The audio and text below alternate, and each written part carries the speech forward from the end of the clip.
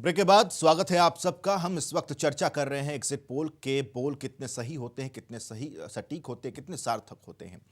और इस वक्त हमारे पैनल में डॉक्टर चतर सिंह जी भी जुड़ चुके हैं, राजनीतिक विश्लेषक हैं। डॉक्टर साहब, स्वागत है आपका। लगातार हम इस बात पर चर्चा कर रहे हैं कि एग्जिट पोल के बोल को कितना सही माना जाए, क्योंकि 2004 और 2009 के आंकड़ों में बहुत ज़्यादा फर्क, हेरफेर देखने को मिला था। आपकी राय क्या है? 2009 के जो आंकड़े थे एग्जिट पोल के, वो लगभग गलत सिद्ध हुए और 2004 में जो आंकड़े थे वो कुछ हद तक सही थे। 2009 के एग्जिट पोल के आधार पर ही शायद सुप्रीम कोर्ट ने इस तरह का एक निर्णय लिया था कि ये जो एग्जिट पोल हैं ये चुनाव के दौरान नहीं दिखाए जाएंगे, जब वोटिंग हो जाएगा उसके पश्चात ही एग्जिट पोल को दिखाया जा सकेगा।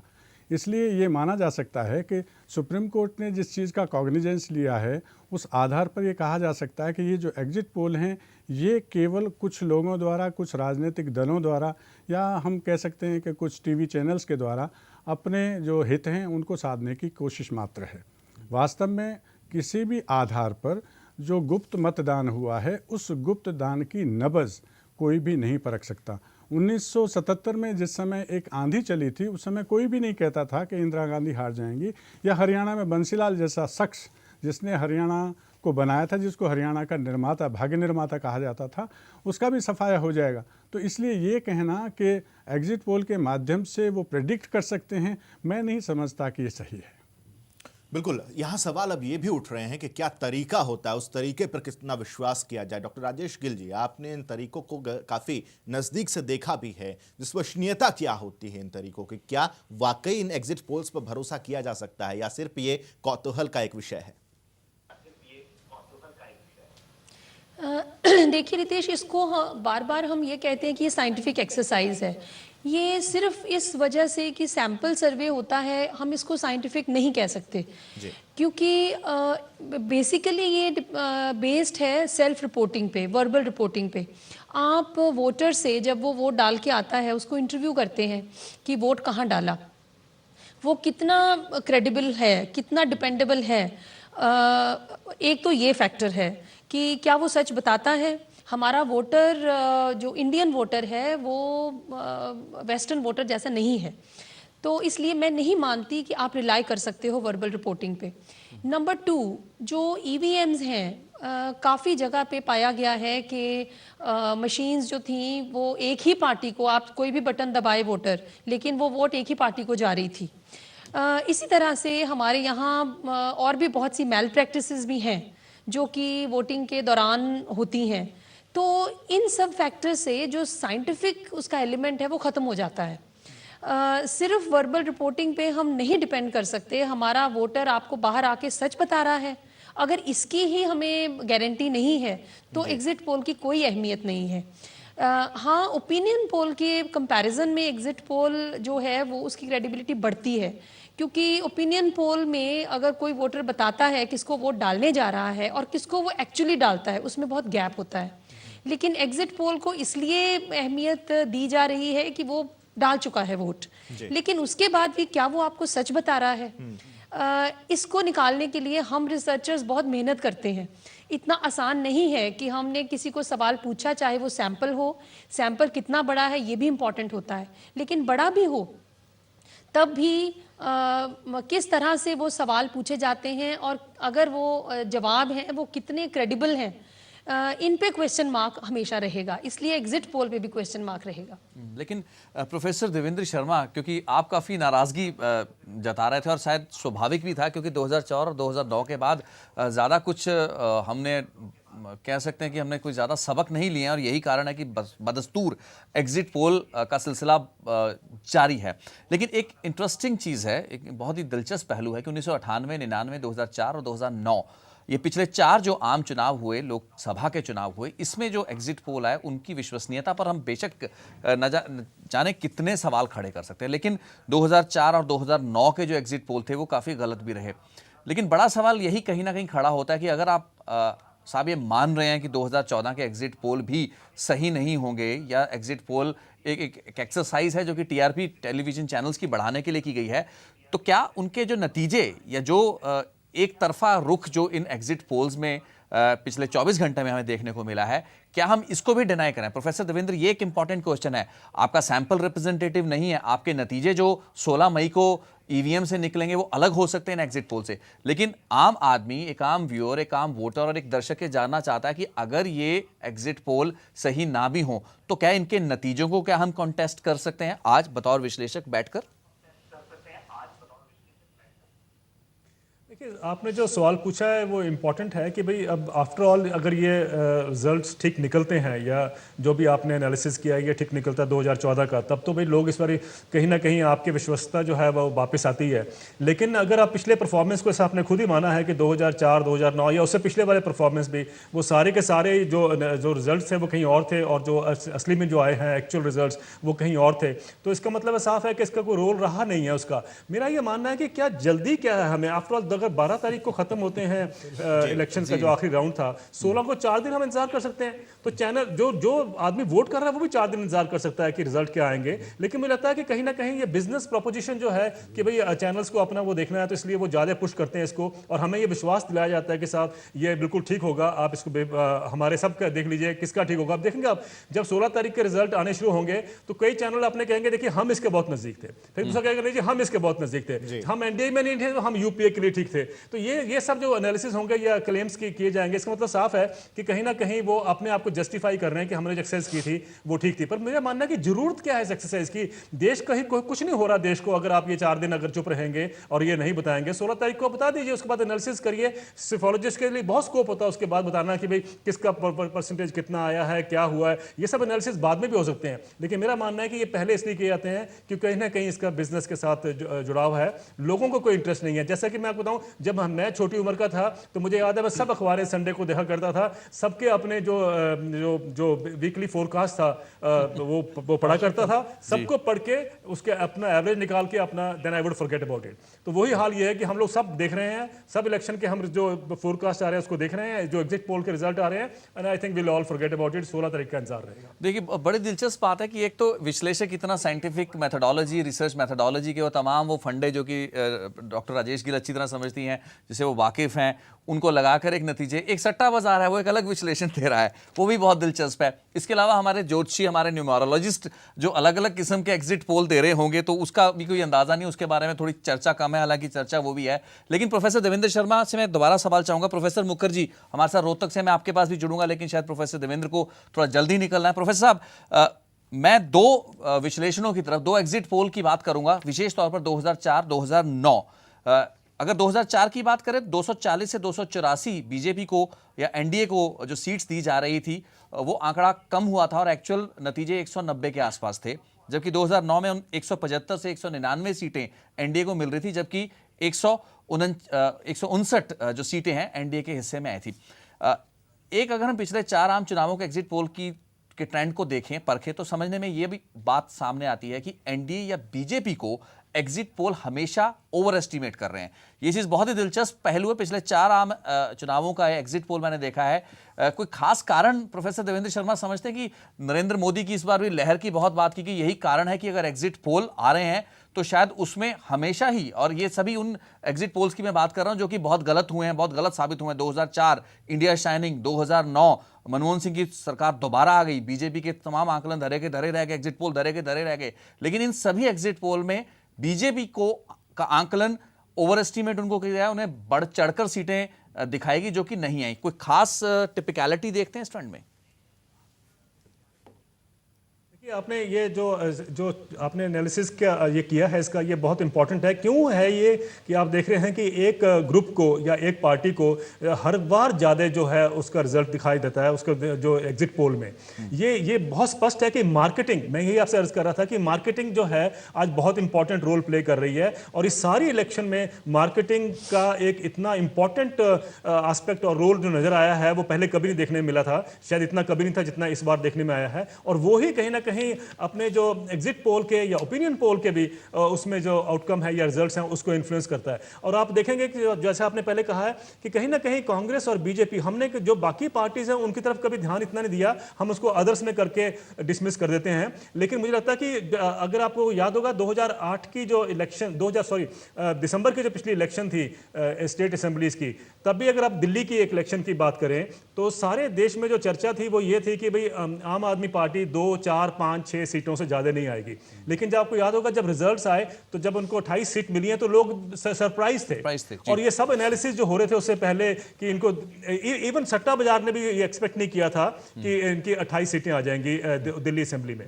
तो और इसी तरीके से देखें सट्टा बाजार को भी अगर हम लें तो 2009 में भी उनका सट्टा जो था वो गलत निकला, 2004 में भी गलत निकला जो उन्होंने एस्टिमेट किए थे। तो ये सट्टा बाजार को लेके चले कि वो भी प्रेडिक्शन कर रहा है। मेरा सिर्फ कहने का ये मतलब था कि क्यों नहीं हम ये दोनों मेजर पार्टीज का जो ओपिनियन पोल से मेरे ख्याल से ये इन्फ्लुएंस होते हैं। आफ्टर ऑल जो हमारे रिसर्चर्स हैं वो भी तो ह्यूमन बींग्स हैं और वो भी उसमें इन्फ्लुएंस होकर आते हैं। जैसा कि डॉक्टर गिल ने कहा कि ये इन्फ्लुएंस जो है ये ओपिनियन का जो पोल का चल रहा था शुरू से कि एक लहर सी बना दी गई थी कि बीजेपी का हो सकता है। मैं ये नहीं कह रहा हूँ 16 के रिजल्ट में आपको पता चल जाएगा मई 16 को, लेकिन उसको कहीं ना कहीं हमारे बैक ऑफ द माइंड वो इन्फ्लुएंस करता है जब हम उसका एनालिसिस करते हैं या जब हम डाटा लेने जाते हैं, वो भी कहीं ना कहीं हमारे बैक ऑफ माइंड में होता है जो इन्फ्लुएंस करता है। जी प्रोफेसर मुखर्जी, मैं आपसे इसी की एक्सटेंशन, इसी सवाल की एक्सटेंशन लेना चाहूंगा। मैं ये समझना चाहूंगा, मेरा आंकलन यह है कि 2004, 2009, उससे पहले 1998, 99 में जब भी बीजेपी की सीटों का आंकलन किया गया किसी भी एग्जिट पोल से, वो एक ओवर रेटिंग या ओवर एस्टिमेशन था जो कि नतीजों में सामने नहीं आया। तो 2004 और 2009 ऐसे साल थे। 2004 में मैं याद दिलाना चाहूंगा दर्शकों को, इंडिया शाइनिंग का वो नारा था जिसमें लग रहा था कि अटल बिहारी वाजपेयी की सरकार रिपीट होगी। और शायद यही कारण था कि हर एग्जिट पोल ने 240 से लेकर 284 सीटों तक भाजपा को दे रहे थे, जबकि उनका वास्तविक आंकड़ा 190 के आसपास था। और यही स्थिति लगभग 2009 में थी जब समझा जा रहा था कि मनमोहन सिंह गवर्नमेंट के खिलाफ एंटी इनकम्बेंसी होगी। लेकिन कहीं ना कहीं उस वक्त भी जो बीजेपी की टैली थी वो उतनी नहीं पहुंच पाई जो एग्जिट पोल प्रेडिक्ट कर रहे थे। प्रोफेसर मुखर्जी, इस टिपिकलिटी को आप कैसे समझते हैं? क्या कहीं ना कहीं जो एक हवा बनती है कोई पार्टी, और खास करके इस वक्त जबकि पूरे देश में नरेंद्र मोदी की एक लहर की बात चुनावों के दौरान, चुनावों से पहले प्रचार में लगातार ये मुहावरा सामने आता रहा, क्या इस चीज का इन्फ्लुएंस रिसर्चर्स पर देखते हैं या फिर उन टीवी चैनलों पर भी कहीं ना कहीं देखते हैं जिनको पता है कि 3 या 4 दिन के बाद मोदी सरकार आ गई? कुछ तो ऐसे एग्जिट पोल्स हैं जिसमें कि 340 सीटों तक, एक न्यूज चैनल ने 340 सीटें एनडीए को दी हैं और यूपीए के आंकड़े को वो 70 या 97 से ज्यादा नहीं आंक रहे हैं। ऐसी परिस्थितियों में रिसर्चर्स का माइंड कितना बायस्ड हो जाता है अपने जो संचालित करने वाले जो हाउसेज हैं उनको लेकर, उनकी मानसिकता को लेकर?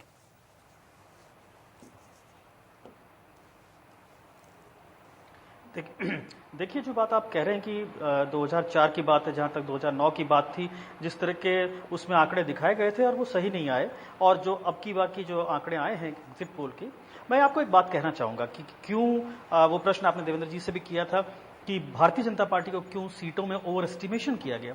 तो एक चीज़ आप मान के चलिए, अगर हम चुनाव प्रबंधन को देखते हैं चुनाव की प्रक्रिया के दौरान, तो रणनीतिक राजनीतिक प्रबंधन में, और उसमें मीडिया का प्रबंधन भी शामिल है, उसमें भारतीय जनता पार्टी की सानी नहीं। और जहां तक नरेंद्र मोदी जी का सवाल है, इस बार का जो चुनाव है, इस बार के चुनाव में अगर आप देखें तो लगभग 1 साल से वो जिस तरह से सुव्यवस्थित, सुनियोजित तरीके से उनका चुनाव प्रबंधन हुआ, जिस प्रकार से लार्जर देन लाइफ उनकी छवि बनाई गई, और इसमें गाहे बगाए जो न्यूज चैनल है या मीडिया हाउस है वो भी शामिल हुए और पत्रकार साथी भी शामिल हुए। तो एक प्रकार से एक, जिसे आप महामानव कह लीजिए, जैसे मैं कह रहा हूं लार्जर देन लाइफ, वो छवि बन के आई। और भारतीय जनता पार्टी से ज्यादा उनके व्यक्तित्व की बात रही। तो यही बात जब दिन प्रतिदिन यदि इलेक्ट्रॉनिक मीडिया के चैनलों पर प्रसारित होता रहेगा और प्रिंट मीडिया पे आता रहेगा, तो लोगों के मनस्थिति पर इसका प्रभाव पड़ता है। वो चाहे जमीनी हकीकत हो ना हो, लेकिन एक माहौल इस तरह का जरूर बन जाता है कि इस प्रकार की हवा है, और उसी का प्रतिबिंब हम इन एग्जिट पोल में भी देखते हैं। दूसरी बात, मैं किसी के पे सवाल खड़ा नहीं कर रहा, लेकिन एक बात ये तय है कि यदि कोई भी शोधार्थी है वो पहले से ही प्रिज्यूम कर लेता है, वो मान लेता है कि ऐसा नतीजा होना, और अपने शोध को उसी हिसाब से तैयार करता है, तो फिर उस शोध के नतीजे भी आपके प्रेडिक्टेबल है। तो ये बात है, मैं किसी भी एग्जिट पोल पे प्रश्न चिन्ह नहीं कर रहा। एक बात और है, जहां तक भारत का सवाल है, भारत इतना बड़ा देश है, इतना वैविध्य लिए हुए है, जाति हैं, संप्रदाय हैं, अलग तरह की विचारधाराएं हैं, और इसमें केवल एक या दो पार्टी नहीं है, हमारे क्षेत्रीय दल भी हैं, नवोदित दल भी हैं, तो ऐसे पॉलिटिकल प्रेशर ग्रुप्स भी हैं। तो ऐसे में सही प्रकार से, चाहे वो वैज्ञानिक पद्धति पर आधारित ही क्यों ना हो, चाहे वो बात ओपिनियन पोल की हो, चाहे वो बात एग्जिट पोल की हो, तो कहीं ना कहीं उनके परिणाम में फर्क आता है।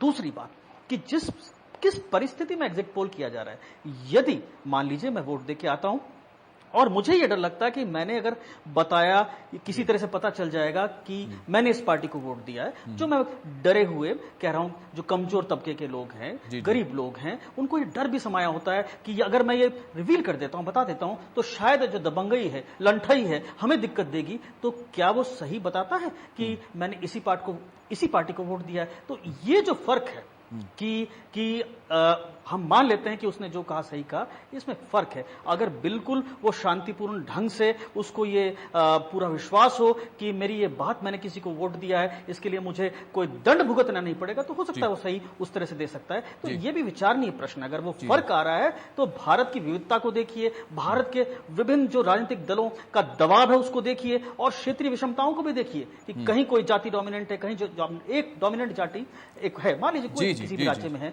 और एक दबा कुचला किसी और कमजोर जाति का आता है, तो क्या उन बलशालियों के सामने वो बता पाएगा कि प्रोफेसर साहब से किसको वोट दिया है? तो यही फर्क शायद हमारे एग्जिट पोल में रिफ्लेक्ट होते हैं, और इसीलिए परिणाम कहीं ना कहीं गलत आते हैं। जी प्रोफेसर साहब, इसके साथ ही है कि कुछ चीजें ऐसी हैं जिसमें कि जी, मैं यहाँ प्रोफेसर राजेश गिल से, आपने दो बातें की, दो बातें दोनों इंपॉर्टेंट हैं। कहीं ना कहीं उस आदमी की, उस वोटर की मानसिकता जो कि शायद समाज के एक निचले तबके से आता है, जो कि दबंग नहीं है, जैसे आपने कहा कि क्या वो सच में वास्तविकता में एग्जिट पोल का मतलब है, शायद अगर मैं गलत नहीं हूं, प्रोफेसर साहब, डॉक्टर राजेश गिल मुझे करेक्ट करेंगी, as you exit a polling station, जब आप वोट डालकर निकल रहे हैं, उस वक्त उस पोलिंग स्टेशन को एग्जिट करते वक्त जब आपसे आपकी राय पूछी गई, तब आपने उसको बताया कि मैंने इस पार्टी को वोट दिया, और उसी को एग्जिट पोल कहा जाता रहा है पश्चिमी सभ्यता के हिसाब से, पश्चिमी जो पॉलिटिकल पॉपुलर कल्चर है। डॉक्टर राजेश गिल, दो मानसिकता यहाँ काम करें। एक तो जिससे आपने पूछा, सैंपल सर्वे का हिस्सा थे, सब्जेक्ट्स थे जो आपके, जिनसे आपने पूछा कि आपने वोट किसको डाला, और वो बताएंगे आपको हमने इस पार्टी को, इस उम्मीदवार को डाला। दूसरी बात है शोधकर्ताओं की, रिसर्चर्स, ये दोनों माइंड क्या कहीं ना कहीं अगर ऑक्यूपाइड हो कुछ प्रिजम्पशन से, या इनकी अपनी फॉर्मेशन, मेंटल फॉर्मेशन में कहीं किसी पार्टी के संदर्भ में कोई विशेष फेवर हो, तो क्या इस चीज का प्रभाव आप ज्यादा इस तरीके के एग्जिट पोल के नतीजों या उनकी जो निर्णायकता पर देखती हैं, या फिर आपको लगता है कि जो गलत सैंपल का चुनाव करना या एक रिप्रेजेंटेटिव सैंपल को ना चुना जाना ज्यादा बड़ा कारण रह सकता है ऐसे एग्जिट पोल के गलत होने का या गलत साबित होने का? देखिए, दोनों चीज़ें बिल्कुल सही हैं। पहला कि जब कोई एग्ज़िट करता है पोलिंग स्टेशन से, आप उसे पूछते हैं, मैं ये नहीं मानती कि सिर्फ कमज़ोर तबके का जो आदमी है वो झूठ बोलता है। बहुत पढ़े लिखे और ठीक ठाक लोग हैं हम लोग। हमारे कंट्री में ज़्यादा ऑनेस्ट होने का रिवाज नहीं है कि ऑनेस्टली आप बताते हो। अगर हवा चल रही है, वेव है बीजेपी की, तो हम ये कहना पसंद करेंगे कि हाँ, मैंने बीजेपी को वोट डाला है। मैंने असल में किसको डाला है वो मुझे ही पता है। और ये बात अमीर आदमी भी करता है, पढ़ा लिखा भी करता है, गरीब भी करता है, अनपढ़ भी करता है। इतनी समझ वोटर को है। और मैं डिस्टिंग्विश नहीं करती कि कोई वोटर जो है वो पढ़ा लिखा है या अनपढ़ है या गरीब है या अमीर है। तो इसलिए सच निकलवाना ये रिसर्च में बहुत मुश्किल होता है। तो इसलिए दूसरी बात, हमारे वोटर्स कौन हैं? हमारे डिफरेंट जो पिछले 2 महीने से बहुत सी रिपोर्ट्स आई हैं, प्रिंट मीडिया में भी, इलेक्ट्रॉनिक में भी, कि जैसे औरतें हैं, गाँव से औरतें वोट डालने आती हैं, तो उनको, कईयों को सिर्फ पार्टी का निशान पता है, उनको कैंडिडेट का नाम नहीं पता, किसी को कुछ भी नहीं पता, तो इसलिए कोई और उनके लिए बटन दबाता है। घूंघट में आती हैं, उनको ये भी नहीं कि वो बटन भी नहीं दबा सकती, उनको ये कॉन्फिडेंस भी नहीं है। आप अगर इन लोगों से पूछते हो तो क्या जवाब एक्सपेक्ट करते हो? उस बेसिस पे जो इन्फॉर्मेशन मिलती है एग्जिट पोल में, क्या हम उस पर डिपेंड कर सकते हैं? दूसरा जो सवाल आपने पूछा कि जो रिसर्चर है, पहले तो मैं उसको रिसर्चर नहीं कहूँगी। रिसर्चर बनने के लिए बहुत मेहनत करनी पड़ती है, ट्रेनिंग लेनी पड़ती है। सच ऑनेस्ट और ऑथेंटिक जवाब रिस्पांस लेने के लिए बड़ी मेहनत करनी पड़ती है, टेक्निकली भी। तो जो डेटा इकट्ठा कर रहा है, जो इंटरव्यू कर रहा है, उसकी अपनी जो मेंटल मेकअप है, जो उसका अपना सोच है, प्रिजम्पशंस हैं, डेफिनेटली वो बहुत इफ़ेक्ट करती हैं। और ये जो आपने सवाल किया कि पिछले 2-3 इलेक्शंस में बीजेपी का ओवर एस्टिमेशन होता है एग्जिट पोल में, इसका भी कोई रीज़न होगा। जैसे एंटी इनकम्बेंसी वेव है, तो हर तरफ न्यूज़पेपर्स में, मीडिया में लोगों को यही मैसेज जाता है कि इस बार कांग्रेस गई, जो भी रूलिंग पार्टी है वो गई, दूसरी गवर्नमेंट आएगी। तो रिस्पॉन्स भी आपको उसी तरह के मिलते हैं। मैं ये नहीं मानती कि लोगों का इंटरेस्ट नहीं होता। People are very very interested. सुबह से टीवी लगा के एग्जिट पोल के सामने बैठते हैं, डिस्कशंस भी सुनते हैं, उनको बहुत इंटरेस्ट है, बच्चों को भी बहुत इंटरेस्ट है, प्रिंट न्यूज़पेपर भी देखते हैं। इसका टीआरपी भी बढ़ता है, बिजनेस भी अच्छा मिलता है। और ये 2-3 दिन जो एग्जिट पोल चलता है, उसमें सेंसेक्स देखिए आप, किस तरह से सारी इकोनॉमी आपकी मूव कर रही है। So therefore it has got enormous implications. और जहाँ तक रिसर्च का सवाल है, बिल्कुल जो माइंडसेट है रिसर्चर का, मैं उसको रिसर्चर खैर नहीं मानती, जो भी इंटरव्यूअर है उसकी सोच उसको इन्फ्लुएंस करती है। और जो जवाब देने वाला है, मैं नहीं सोचती कि इतना आसान है उससे सही जवाब पाना। जी, मैं आपको बताना चाहूँगा कि एक वेस्टर्न कॉन्सेप्ट है एग्जिट पोल, और एग्जिट पोल्स की जो विश्वसनीयता है उस पर कोई ज़्यादा सवाल खड़े नहीं होते। लेकिन अर्ली 90s में एक गैलप, अगर जो लोग रिसर्च मैथडोलॉजी को समझते हैं, गैलप नाम की एक रिसर्च ऑर्गेनाइजेशन एजेंसी है जो कि शायद हिंदुस्तान में भी ऑपरेशन करती है, और काफ़ी ज़्यादा सटीक हुआ करते थे इनके एग्जिट पोल। इनका शायद ओपिनियन पोल बहुत गलत निकला था इंग्लैंड में, यूके में। उसके बाद से एग्जिट और ओपिनियन पोल की जो सार्थकता है, प्रामाणिकता, उस पर सवाल उठने लगे। हिंदुस्तान की हमारे पॉलिटिकल सोसाइटी में इसे इतना गंभीरता से नहीं लिया जाता। अगर 2004 और 2009 में नतीजे ठीक नहीं है, तो 2014 में हम बदस्तूर टीवी के सामने सजकर उन एग्जिट पोल को पर विश्वास करने के लिए तैयार है। क्योंकि प्रोफेसर देवेंद्र शर्मा को निकलना है, प्रोफेसर आपसे जाते जाते मैं एक सवाल जरूर पूछना चाहूँगा। आप क्या मानते हैं कि आने वाले समय में 2014 के बाद, और अगर 16 मई को इन एग्जिट पोल के अनुरूप नतीजे नहीं आते हैं, तो उसके बाद क्या कुछ करेक्टिव मेजर्स लेने की ज़रूरत है? क्या मीडिया ऑर्गेनाइजेशंस को एक आत्मचिंतन करने की गुंजाइश बचेगी? क्योंकि महज 2 या 3 दिन में हम उनकी क्रेडिबिलिटी को नीचे ज़्यादा देखेंगे, और इस पॉपुलिज्म और इस पॉपुलिस्ट सेंटिमेंट के बहाव में बहना ऐसे एक सजग और जागरूक वर्ग का एक अशोभनीय बात हम इसे समझ सकते हैं। लेकिन बड़ा सवाल है कि इस चीज़ की मार्केटिंग की जो स्ट्रैटेजी है और रेवेन्यू अर्न करने के जो हथकंडे नए बन चुके हैं, जिनमें एग्जिट पोल इसका अहम हिस्सा है, उससे अपने आप को दूर रखना मुनासिब नहीं है। तो ऐसे में शायद बेहतर यही होगा कि हम अपने एग्जिट पोल को वास्तविकता के ज़्यादा से ज़्यादा करीब लाएं, ना कि ये कहें कि हम एग्जिट पोल नहीं कंडक्ट करेंगे। क्योंकि कहीं ना कहीं मुझे टीआरपी चाहिए, मेरे चैनल को ज़्यादा से ज़्यादा आई बॉल चाहिए, मुझे ये करना पड़ेगा। लेकिन मैं जितना ज़्यादा विश्वसनीय होऊंगा, जितना ज़्यादा पुख्ता होऊंगा, सटीक होऊंगा, उतना मेरे लिए अच्छा है। तो उस कार्यप्रणाली, उस मेथडोलॉजी को सही किया जाए, ना कि हम कहें कि एग्जिट पोल हम कंडक्ट नहीं करेंगे। देखिए, आपने जो बात उठाई है ये बहुत महत्वपूर्ण इसलिए है क्योंकि टाइम आ गया है कि मीडिया को इंट्रोस्पेक्ट करना पड़ेगा। और ये 16 तारीख के बाद अगर जो रिजल्ट्स, मुझे लगता है कि रिजल्ट कहीं भी आएंगे तब भी आप देखेंगे कि जो वेरिएशन इस बार एग्जिट पोल्स में आ रही है, वो तो कहीं ना कहीं सवाल वैसे खड़े कर रही है कि अगर आप 249 से लेके 340 तक आप एनडीए को दे रहे हैं, तो इसका मतलब है कि वो तो उसमें सवाल खड़े हो गए। अगर सपोज करिए उसमें 260 आते हैं तब 249 भी गलत है, 260 आते हैं तो 340 वाला भी गलत है, 280 आते हैं। मतलब मेरा कहने का कि ये स्पष्ट है कि कहीं ना कहीं एग्जिट पोल जो है वो ठीक जो है पिक्चर जो है नहीं बता रहा। अगर ये बात सच ही है कि आप सोचते हैं कि भाई इसके बाद मीडिया जो है उसको कुछ करेक्शन करना चाहिए, हम सब मानते हैं। लेकिन सच्चाई ये है कि मीडिया जो ऑर्गेनाइजेशंस हैं, मीडिया की भी जो एथिक्स देखती हैं या मीडिया के अकाउंटेबिलिटी देखती हैं, वो भी मीडिया को डिफेंड करती हैं जब कोई गलती होती है। कभी उन्होंने उसको ठीक करने की कोशिश नहीं की है, जो कम से कम हम देखते हैं टीवी के ऊपर या जब वो जवाब देते हैं। तो उससे मुझे कोई ज़्यादा एक्सपेक्टेशन है नहीं है। लेकिन जो आप ये कह रहे हैं कि भाई करेक्शन होगा, तो मुझे लगता है कि ये, क्योंकि मीडिया का कोई ऐसे होमोजेनस वो तो है नहीं है, तो लेकिन कम से कम ये एक्सपेक्टेड है कि मीडिया अपने आप अगर इस पे नहीं करेगा तो लोगों का सवाल जो है उठने खड़े हो गए हैं अब, और इतने गुस्से पे या कह लीजिए या इतने क्वेश्चनेबल होंगे वो कि बड़ा मुश्किल हो जाएगा मीडिया को अपना चेहरा दिखाना या अपना उस बात पे डिफेंड करना कि नहीं जी हम तो करेंगे। मैं इसलिए कह रहा हूँ, आपको याद होगा कुछ दिन पहले एक टीवी चैनल ने एक स्टिंग किया था जिसमें उन्होंने दिखाया था कि ओपिनियन पोल किस तरीके से मैनिपुलेट होते हैं। आपको याद होगा उसमें में कितना पैसा चलता सब दिखाया था उन्होंने, और बड़े बड़े उसमें हाउसेस थे, उसमें इन्वॉल्व थे कि ओपिनियन पोल को कैसे वो मैनिपुलेट किया जाता है। और हमें लगता है कि भाई वो ओपिनियन दिखा रहे हैं, लेकिन वो जैसा आपने कहा कि कहीं ना कहीं चैनल का भी, आपका सवाल था पहले, ये कहीं ना कहीं चैनल का भी बिजनेस इंटरेस्ट होता है कि वो उसके साथ जो शेयर करते हैं, जो जिस कंपनी के साथ वो या जिस रिसर्च ग्रुप के साथ इन्वॉल्व हो रहे हैं, कि उसको बताया जाता है कि साहब हमें ये रिजल्ट चाहिए। ऐसा भी हुआ जैसा कि उसमें स्टिंग ऑपरेशन में दिखाया गया था।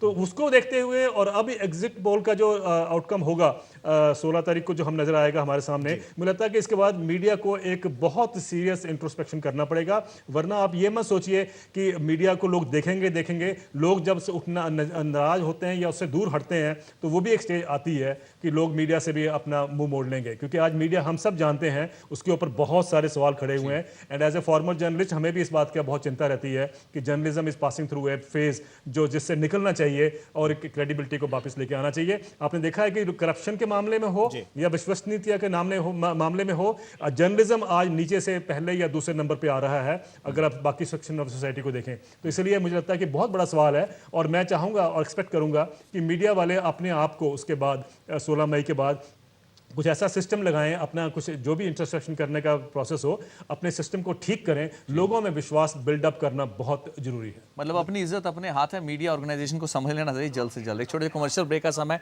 साकेत वाइंड अप करेंगे, इसके बाद भी हमारी ये चर्चा जारी रहेगी। कुछ और मेहमान भी हमारे साथ जुट रहे हैं, प्रोफेसर देवेंद्र शर्मा शायद इस ब्रेक के बाद हमारे साथ ना बन पाए। साकेत जी हाँ, बिल्कुल। शुक्रिया आपका देवेंद्र जी हमारे साथ जुड़ने के लिए। लेकिन एक अहम सवाल के साथ एक ब्रेक पर जा रहे हैं कि वाकई क्या है एग्जिट पोल्स और एग्जैक्ट पोल्स में बहुत ज़्यादा फ़र्क है? अगर है तो फिर आखिर इसकी ज़रूरत क्यों बनती है, इसकी ज़रूरत क्यों मीडिया महसूस करता है? ये एक सवाल बदस्तूर जारी है, आगे भी इस पर चर्चा जारी रहेगी। एक छोटे से ब्रेक ले रुक रहे हैं।